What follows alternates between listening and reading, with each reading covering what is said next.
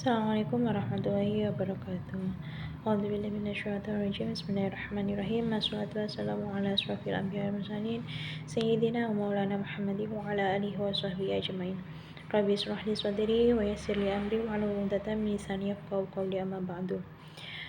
Yang saya hormati dan saya takdimi pengasuh serta pendiri Pondok Pesantren Al-Qadiri 1 Jember, yakni Romo Kiai Haji Ahmad Musyaki Syah beserta majelis keluarga.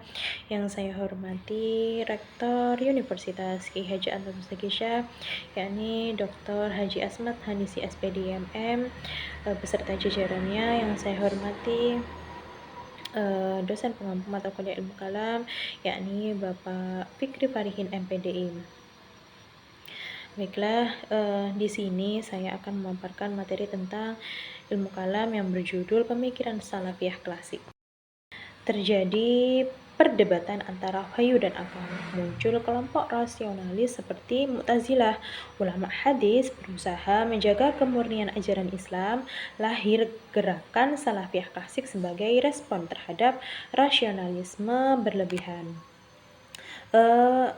Perkembangan filsafat Yunani dalam dunia Islam memunculkan berbagai aliran teologi. Sebagian kelompok lebih mengutamakan akal daripada teks agama. Kondisi ini mendorong para ulama hadis mempertahankan pemahaman Islam berdasarkan Al-Quran dan Sunnah sebagai dipahami generasi salaf. Lalu Imam Ahmad bin Hanbal lahir di Baghdad, pendiri mazhab Hambali, ahli hadis, tokoh utama Ahlus Sunnah.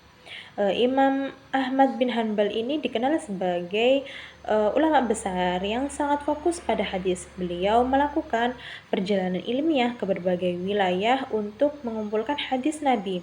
Karya terbesarnya adalah Al-Musnad. Keteguhannya dalam mempertahankan akidah saat peristiwa mihnah menjadikannya simbol perjuangan Ahlus Sunnah. Lalu Ibnu Taimiyah lahir di Haran, menguasai banyak disiplin ilmu, reformator pemikiran salaf, penulis banyak karya ilmiah. Ibnu Taimiyah ini hidup pada masa umat Islam menghadapi tantangan besar, baik dari invasi Mongol maupun perkembangan filsafat dan ilmu kalam. Berbeda dengan Imam Ahmad yang lebih fokus pada hadis, Ibnu Taimiyah menggunakan pendekatan ilmiah dan argumentatif untuk membela akidah salaf. Lalu metode pemikiran salafiyah ada sumbernya. Ada beberapa sumber hukum. Yang pertama Al-Quran, Sunnah, Ijma' sahabat, atsar sahabat, dan kias. Salafiyah klasik menjadikan Al-Quran dan Sunnah sebagai sumber utama. Akal tetap digunakan, tetapi tidak boleh mendahului wahyu. Jika terjadi pertentangan antara akal dan wahyu, maka yang harus dikoreksi adalah pemahaman akalnya, bukan wahyunya. Lalu kritik terhadap rasionalisme ekstrim, menolak spekulasi berlebihan, mengkritik filsafat Yunani, menolak ta'wil yang berlebihan. Imam Ahmad dan Ibnu Taimiyah ini menilai bahwa sebagian teologi terlalu mengandalkan logika hingga mengubah makna teks agama. Menurut mereka, penggunaan akal harus tetap berada dalam batas-batas yang ditetapkan oleh wahyu. Lalu konsep tauhid salafiyah ada tauhid rububiyah, tauhid uluhiyah, dan tauhid asma wa sifat. Tauhid rububiyah ini berarti mengakui bahwa Allah sebagai pencipta dan pengatur dalam semesta. Sedangkan tauhid uluhiyah berarti hanya Allah yang berhak disembah. Sedangkan tauhid asma wa sifat berarti menetapkan nama dan sifat Allah sebagaimana terdapat dalam Al-Quran dan hadis tanpa menyerupakannya dengan makhluk. Lalu konsep iman itu meliputi hati, lisan, dan perbuatan.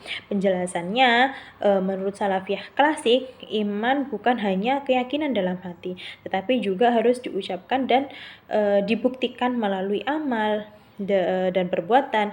Iman dapat bertambah dalam ketaatan, dan iman itu akan berkurang karena kemaksiatan. Lalu analisis dan relevansinya seperti ini: menjaga kemurnian ajaran Islam, menyeimbangkan akal dan wahyu, berpengaruh hingga masa kini.